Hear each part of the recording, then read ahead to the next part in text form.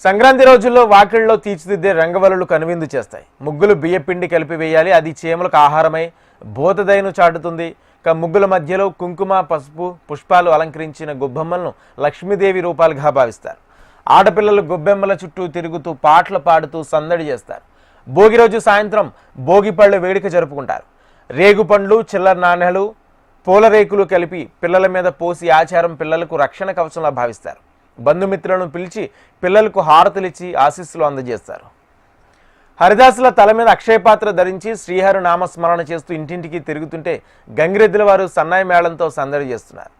పండుగ సందర్భంగా నిర్వహించే కోడిపందాలు, ఎడ్లబళ్లి పోటీలు ఉత్సాహాన్ని నింపుతుంటాయి.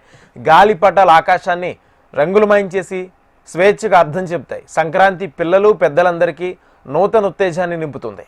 పిల్లల కేరింతలు, పెద్దల ఆశీస్సులు, కొత్త అల్లుల సందడితో తెలుగు లోగిళ్ళు సందడిగా మారాయి. పండగ సందర్భంగా కొత్త ఆశయాలతో ముందుకు సాగుదాం. తెలుగు రాష్ట్రాల్లో సంక్రాంతి సందడి మొదలైంది. ప్రజలు భోగి పండుగను ఘనంగా జరుపుకుంటున్నారు. పిల్లలు పెద్దలు ఉదయాన్నే వీధుల్లో భోగి మంటలు వేశారు. తమ లోగిళ్ల ముందు భోగి మంటల కాంతులు విరజిమ్మై భోగి పాటలు పాడుతూ డాన్స్ చేస్తూ ప్రజలు సందడి చేశారు. పట్టణాలు, నగరాల నుంచి పల్లెలకు చేరుకున్న ప్రజలు ఆటపాటలతో సందడి చేస్తున్నారు. గ్రామాల్లో, నగరాల్లో యువతీ యువకులు, పిల్లలు పెద్దలు సాంప్రదాయ దుస్తులు ధరించి భోగి వేడుకలు చేసుకున్నారు.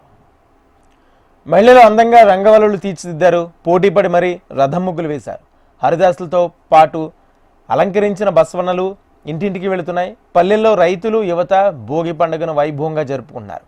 ఈ పంటలను చీడపీడల నుంచి రక్షించాలని ప్రార్థిస్తూ సాంప్రదాయబద్ధంగా పూజలు చేసి భోగి మంటలు వేశారు. గ్రామాల్లో రైతులు, యువకులు ఒకచోట చేరి చేసిన నృత్యాలు ఆకట్టుకున్నాయి. వివిధ ప్రాంతాల్లో ఏర్పాటు చేసిన భోగి వేడుకల్లో ప్రజాప్రతినిధులు, నేతలు పాల్గొని ప్రజలకు భోగి శుభాకాంక్షలు తెలిపారు. సంక్రాంతి కోసం నగరవాసులు స్వగ్రామాలకు చేరుకోవడంతో గ్రామంలో సందడి వాతావరణం నెలకొంది. హరిదాసులతో పాటు అలంకరించిన డూడు బసవన్నలు ఇంటింటికి వెళుతున్నాయి. రావమ్మ మహాలక్ష్మి, రావమ్మ అంటూ హరిదాసుల సంకీర్తనలు, పిల్లాపాపులు సల్లగుండాలని డూడు బసవన్నలు దీవిస్తున్నాయి. మరోపక్క ఉదయాన్నే భక్తులు ఆలయాలకు వెళ్లి ప్రత్యేక పూజలో పాల్గొంటున్నారు. దీంతో ఆలయాలు భక్తులతో కిటకిటలాడాయి.